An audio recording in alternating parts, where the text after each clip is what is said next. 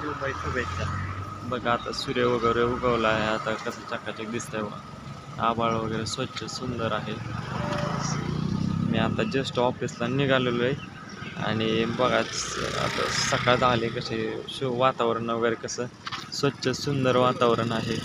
मी आलो जस्ट आता स्टँडवरती बसला. बसची वाट बघतोय आता.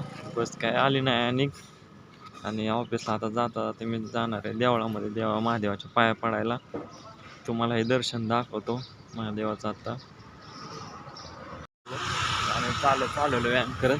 तर आता जाता चालत मग जरा बरं वाटतं चालल्याच्या नंतर. छान असा चालत जाता आता झाडं वगैरे फुलं वगैरे वास वगैरे खूप छान येतो सकाळी.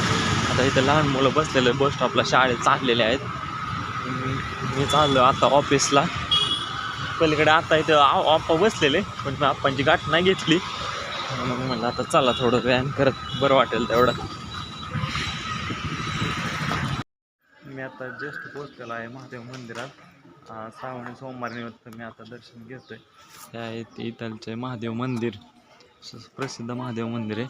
इथं पाया वगैरे पडलं जातं. मी आता दर्शनासाठी पोचतोय. प्रसन्न असं महादेव मंदिर आहे इथं. ओम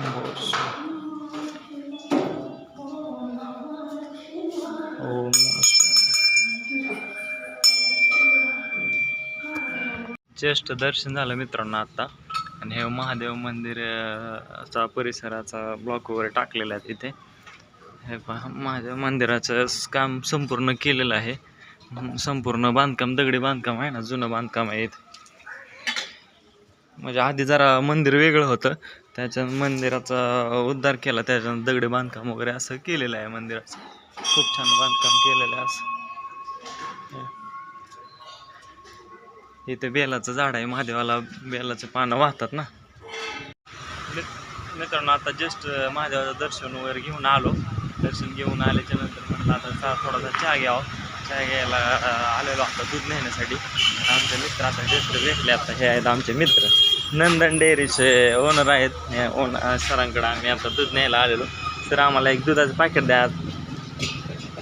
मित्रांनो जर तुम्ही कधी आले ना श्रीरामनगरमध्ये, नंदन डेअरीचं डायरेक्ट इथे डिस्ट्रीब्युटर आहे.